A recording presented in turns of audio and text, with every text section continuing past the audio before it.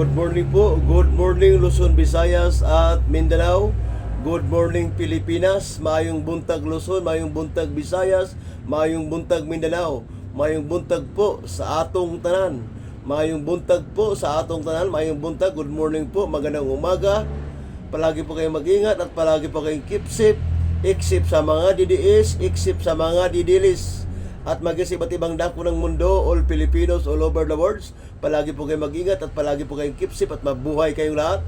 Magandang umaga, magandang tanghali, magandang hapon, magandang gabi, magandang madaling araw po sa inyong lahat dyan, mga ma'am and sir, all Filipinos all over the world. Ingat at keep safe po kayo palagi dyan, except sa mga DDS, except sa mga didilis. Yan taong bayan. Dating Senador Bong Revilla, nako po, balik kulungan na naman ito. Balik kulungan na naman taong bayan. Balik kulungan na naman itong si Senador Bong Revilla. Dahil na-involve na naman sa taong bayan sa flood control scandal dyan sa Pandi, Bulacan. Sa Pandi, Bulacan, tama na, sa Pandi, Bulacan. Na-involve na naman si dating Senador Bong Revilla. Na-involve na naman sa taong bayan dyan sa Pandi, Bulacan sa flood control scandal. Anak ng tipaklong, anak ka ng titing. Senador Bong Revilla, dating Senador Bong Revilla, anak ka ng titing. Wala ka talagang kadala-dala. Hindi ka pa rin natauhan sa kabila ng na-involve kayo dati. Sa PIDAP. Di ba na-involve ka na dati sa PIDAP, nakulong ka na rin? Napalaya lang kayo ni Rodrigo Digong Duterte, di ba? Napalaya lang kayo ni Digong Duterte. Wala ka talagang kadala-dala. Kaya anak ka ng titing. Dating Senador Bong Revilla, anak ka ng titing. Anak ka ng titing. Yan taong bayan. Pakinggan nyo taong bayan. Pakinggan nyo taong bayan. Yan. Ang inirekomenda para sa isa sa mga kasong isinampa laban kina dating Senador Bong Revilla at 6 na dating opisyal at kawani ng DPWH. Kaugnay po yan sa umano'y Ghost Flood Control Project sa Pandi, Bulacan. Saksi, si Jonathan Nanda. Isang dating senador at 6 na dating opisyal at kawani ng DPWH Bulacan 1st District Engineering Office ang kinasuhan ng Ombudsman sa Sandigan Bayan kanina. Sina dating Senador Bong Revilla, dating Assistant District Engineer Bryce Hernandez, Engineers JP Mendoza, RJ Dumasig at Emelita Huat. Gayon din sina Juanito Mendoza ng Finance Section ng Bulacan 1st DEO at ang cashier na si Cristina Pineda. Ito ang unang kasong umakyat sa korte kaugnay sa mga proyektong kontrabaha sa Bulacan.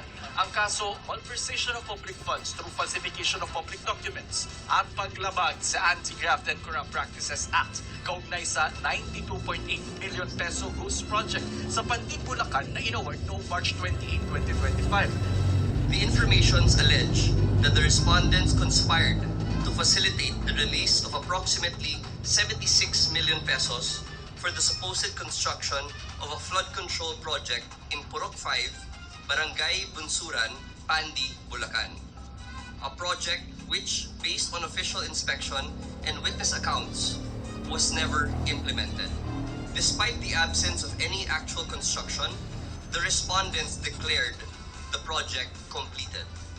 Ayon sa Ombudsman, para umano mailabas ang kabuuang project cost, nagpalsipika umano ng mga accomplishment report at nag-issue ng mga pekeng billing document. Hiling ng Ombudsman maglabas ang Sandigan Bayan ng whole departure order at warrant of arrest. For the case of malversation, the prosecution recommended no bail. That said, if and when warrants of arrest are issued by the court, the respondents will have to be detained pending trial.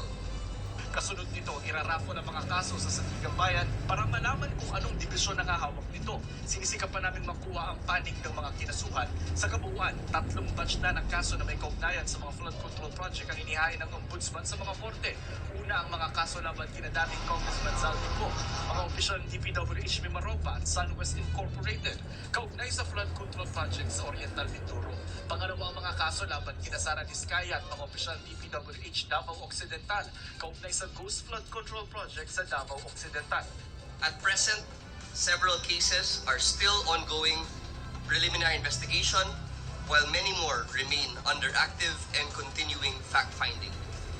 Sa Lunes, itutuloy naman ng Senate Blue Ribbon Committee ang kanilang pagdinig sa flood control scandal. Isa sa ipinapasabina si dating DPWH Secretary Manuel Bonoan na nasa Amerika pa rin para samahan ang asawa niyang uoperahan daw sa mata. Ayon kay Philippine Ambassador to the US, Jose Manuel Romualdez, nangako si Bonoan na babalik sa Pilipinas. We know where he is. Hindi naman siya nagtatago. Okay. Nasa California siya ngayon at sinabi niya na humingi siya ng permission kung pwede siya maiwan ng another band dahil yung kanyang misis nga na merong problema sa mata. So yun ang hinihingi niya hanggang after February 15 daw pabalik siya dyan.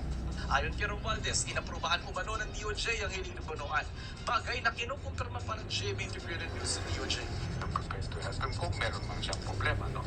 Pero yun, at saka tinanong ko naman sa kanya kung babalik siya sa Pilipinas. Sabi niya, wala naman siya tinatanong talaga babalik siya. Sinabi naman niya, I was given an extension. Ayon naman kay Senate Blue Ribbon Committee Chairman Ping Lacson, alamin niya sa DOJ kung talagang pinayagan mag-extend si Bonoan sa Amerika. Makipag-alam ako sa DOJ para ma-confirm yung sinasabi ni former Secretary Bonoan at kung i-affirm nila, i-confirm nila yung sinabi, i-atras ko muna yung subpoena sa kanya. Pero kung sabihin ng DOJ na hindi totoo, itutuloy yung pag-serve ng subpoena at pag hindi siya dumalo, ganun pa rin yung position ng Blue Ribbon. Contempt muna. Contempt. Citation. Para sa GMA Integrated News, ako Oh, yan. Narinig itong bayan? Ha? Kaya talaga, Senador Bong Revilla, anak ka ng titing. Wala kang kadala-dala talaga. Na-involve ka na kay Janet na pulis. Yung PDAP scam.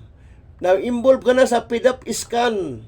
Kaya anak ka talaga ng titing, Senador Bong Revilla. Anak ka ng titing. Wala kang kadala-dala. Wala ka talagang pagbago. Wala ka talagang pagbabago.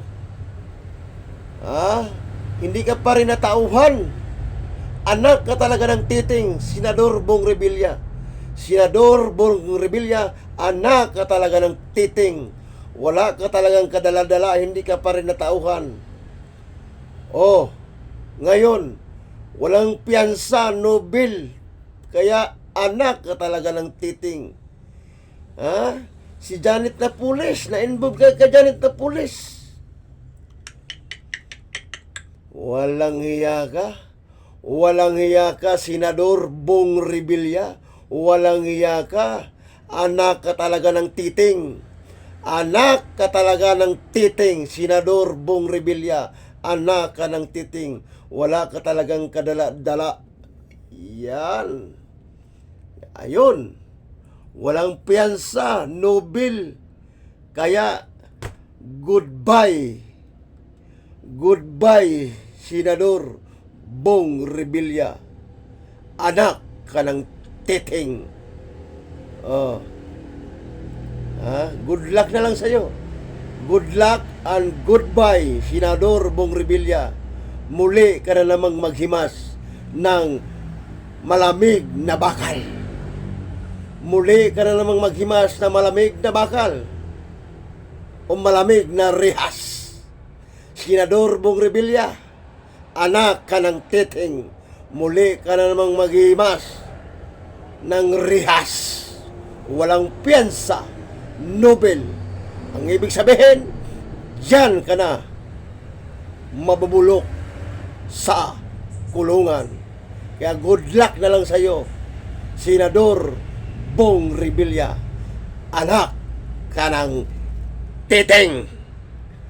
Anak ka ng titing. Anak ka ng titing. Good luck na lang sa'yo. Wala kang kadala-dala. Na-involve ka na sa PDAP kay Janet na pulis. Ngayon, inuulit mo na naman. Inulit mo na naman. Wala ka talagang kadala-dala. Kaya ang masabi ko lang sa'yo, anak ka ng titing. Anak ka ng titing. Kaya good luck and goodbye sa'yo, Senador Bong Revilla, anak ka ng titing. Yan.